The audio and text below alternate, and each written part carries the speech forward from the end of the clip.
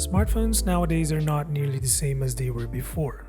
They are now more powerful to handle the most intense tasks and even act as a creative tool in the world of digital media that could eventually lead to a career path. Though most of us users spend time on social media, others are more particular with their usage. In this first episode of Why It's Not For You, I'm going to talk about why the Redmi Note 10 Pro is probably not the right phone for you, despite its incredible value offering. I have nothing against this phone, and my sole reason for creating this series is to give you an insight into the downsides of owning this phone, since as a consumer, you probably know what you like about this device. To all the subscribers, welcome back and thanks for stopping by once again. And if you're new here, I create tech videos of all kinds, so feel free to drop a sub to get notified of new content. So the first reason why the Redmi Note 10 Pro isn't for you is the performance. At the core of this phone is the Snapdragon 732G. If you're not familiar with chipsets, this one basically strikes the balance between good performance and good battery life. While I would argue that the chip is still a good performer for 90% of the time, we can't forget the fact that the chip is also a refreshed version of the 730G, which happens to be a chip from 2019. What I'm trying to say is that the 732G is, more or less, a 2-year-old chip. It's clearly fast enough to handle the most popular apps, but when it comes to new games like Genshin Impact, the Redmi Note 10 Pro struggles in this regard.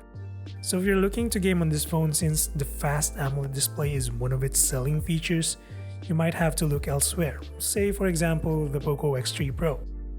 Though support for 120Hz games is not yet widespread, doubling the FPS from 60 to 120 requires a ton of power, so you're going to need every performance drop you get.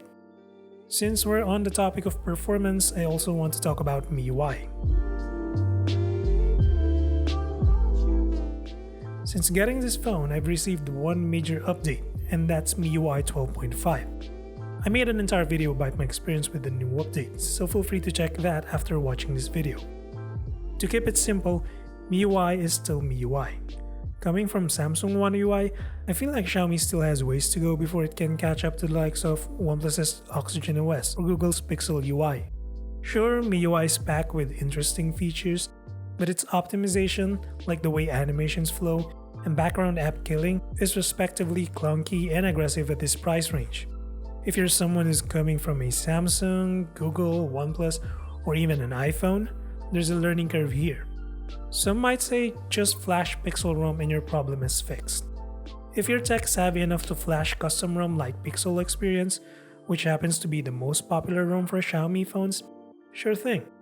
But most consumers don't even know what a custom ROM is.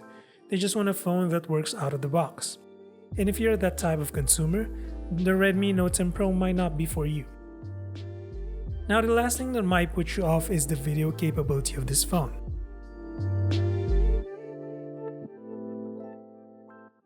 In my review, the 108 megapixel camera is clearly a solid photo camera.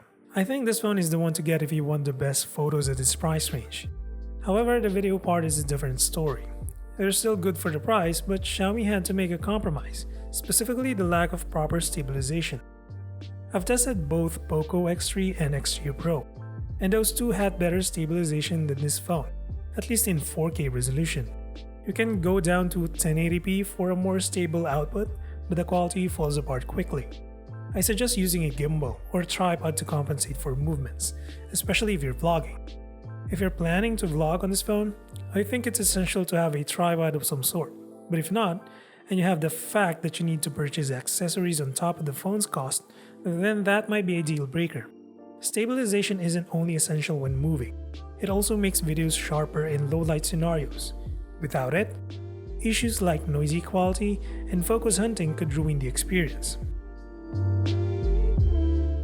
If these reasons don't bother you at all, I left a link in the description where you can purchase this phone.